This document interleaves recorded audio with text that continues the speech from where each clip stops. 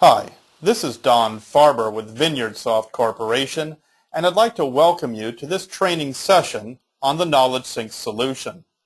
The topic for this session will be tracking those records that currently meet an event's criteria, referred to as an event's triggered items.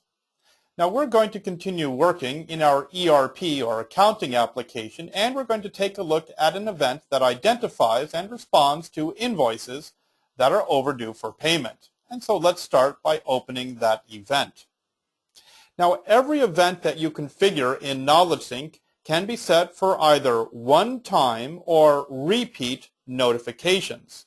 For example, you might have an event that runs every hour that sends alerts about newly placed orders. And every hour throughout the day, KnowledgeSync might find order number 1 and notify someone about it. Order number 2, notify someone about it, and so on. It's important for an event like that the event itself be configured to not repeat notifications. Thus, once KnowledgeSync has notified people about order number 1, KnowledgeSync no longer needs to notify people about that same order. However, when orders 2, 3, etc. get entered, KnowledgeSync should send alerts once about each of those new orders. That's referred to as one-time alerts or one-time triggering.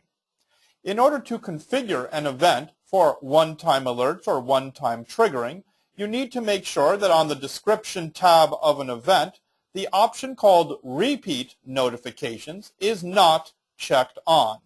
Again, by leaving this option blank, you are configuring the event for one-time triggering and one-time notifications for each record that meets the event's criteria. Also note that for such events, KnowledgeSync itself will automatically clear out its triggered items. As during the course of a day, KnowledgeSync will remember what new orders have been placed so as not to send repeat alerts about those new orders.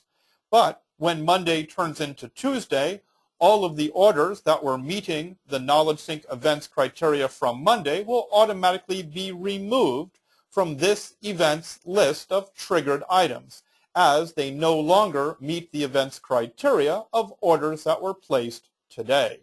Again, this is referred to as one-time notifications or one-time triggering. The reverse of that is, of course, repeat notifications or repeat triggering. If you do place a check mark in the box called repeat notifications whenever the event runs, KnowledgeSync will simply take all of the records that meet the event's criteria and send alerts and execute the appropriate responses for all of those records.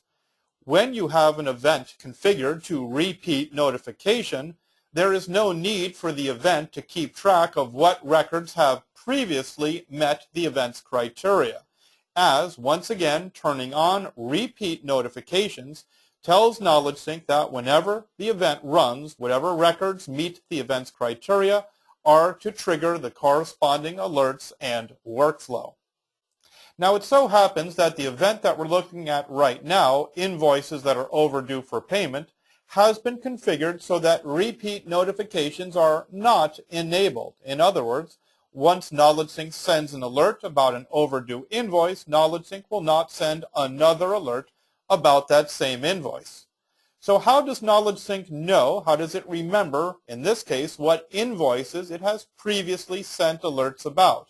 Well, if an event is set to not repeat notifications, then that information of what records are already in a triggered state for that event are stored on the tab called Track.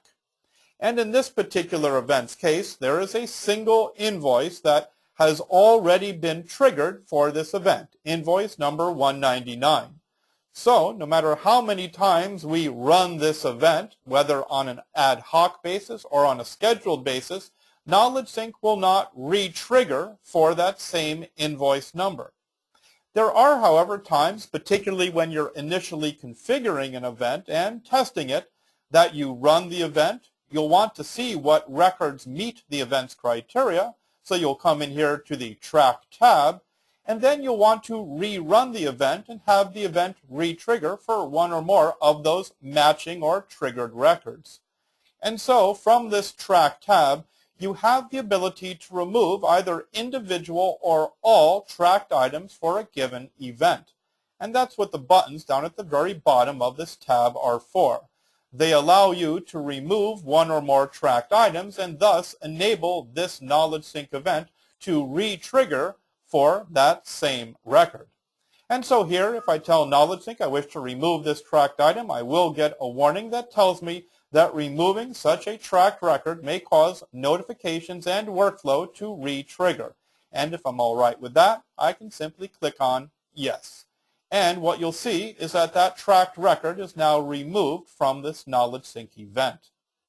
Now, as I mentioned, one-time versus repeat notifications are controlled through that checkbox on the description tab of the event called Repeat Notification for Triggered Items.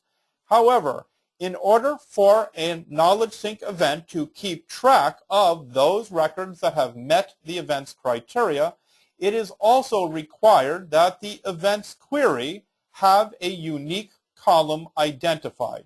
Because if an event is using a query and the query does not have a unique column identified, KnowledgeSync will have no way to keep track of what records have met that event's criteria. Okay, let's save and close this event. This event can now be rerun and will re-trigger for any invoices that are overdue for payment. With that, I'd like to thank you very much for your time and attention, and I look forward to speaking with you in a future KnowledgeSync training session. Thanks very much.